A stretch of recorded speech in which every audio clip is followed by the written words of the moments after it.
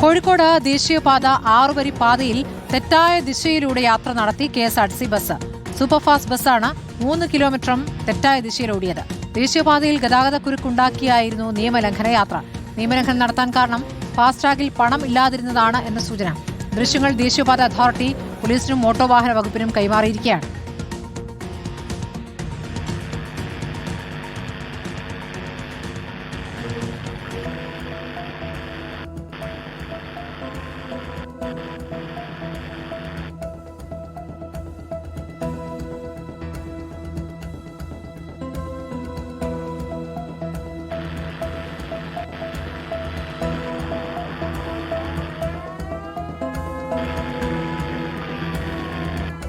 Sinoj Thomas വിവരങ്ങളുമായി. സിനോജ്, ഇപ്പോൾ ഇത് അറിയാതെ റൂട്ട് മാറിയതല്ല, വേണ്ടി വന്നതാണ് എന്നല്ലേ മനസ്സിലാക്കേണ്ടത്? നിയമം തെറ്റിക്കുന്നു എന്ന് പറയുമ്പോൾ, ഫാസ്ടാഗിൽ പണമില്ലാതിരുന്നു എന്ന് പറയുമ്പോൾ അതാ KSRTC ഡ്രൈവറുടെ ഒരു ബുദ്ധിമുട്ട് കൂടിയാണല്ലോ. ഫാസ്ടാഗിൽ പണം അടയ്ക്കേണ്ടത് ഡ്രൈവർ നേരിട്ടാണോ എന്നുള്ള ചോദ്യം കൂടിയുണ്ട്.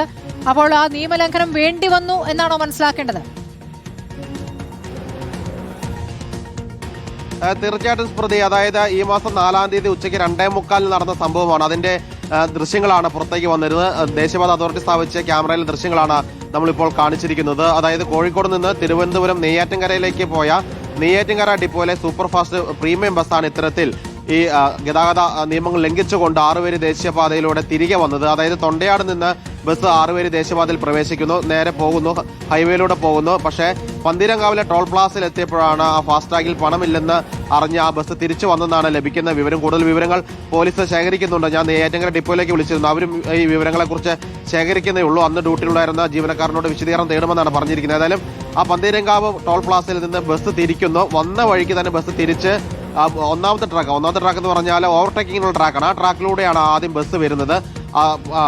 നിരവധി യാത്രക്കാർ ആ ബസ്സിന് മുന്നിൽ വന്ന സഡൻ ബ്രേക്ക് ഇട്ട് നിർത്തി. അങ്ങനെ ആളുകളൊക്കെ തന്നെ ബഹളം വെച്ചു. അതിനുശേഷം ബസ് നേരെ സൈഡ് ചേർന്ന് 3ാമത്തെ ട്രാക്കിലേക്ക്, പതുക്കെ വാഹനങ്ങൾ പോകുന്ന 3ാമത്തെ ട്രാക്ക് വഴി ഏകദേശം 3 കിലോമീറ്ററോളം തെറ്റായ ദിശയിൽ ഓടി വന്ന് സർവീസ് റോഡിലേക്ക് ഇറങ്ങി ബസ് മീഞ്ചന്ത വഴി പോയി എന്നാണ് അറിയാൻ വേണ്ടി സാധിക്കുന്നത്. ഏതായാലും ഫാസ്ടാഗിൽ ഒരു തവണ പണം നൽകേണ്ടത് 445 രൂപയാണ്.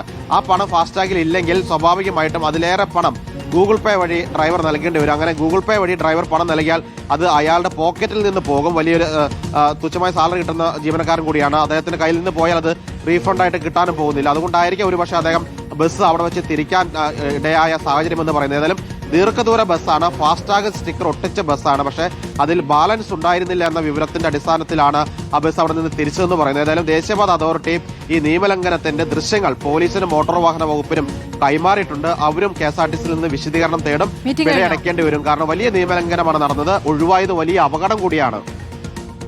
ശരി, ഏതായാലും ഫാസ്ടാഗിൽ പണമില്ലാതിരുന്നുകൊണ്ടാണ് ഡ്രൈവർക്ക് 6 വരി പാത വിട്ട് പോകേണ്ടി വന്നത്. അതൊരു നിയമലംഘനമാവുകയും ചെയ്തിരിക്കുന്നു എന്നുള്ളതാണ്. ഇത് KSRTC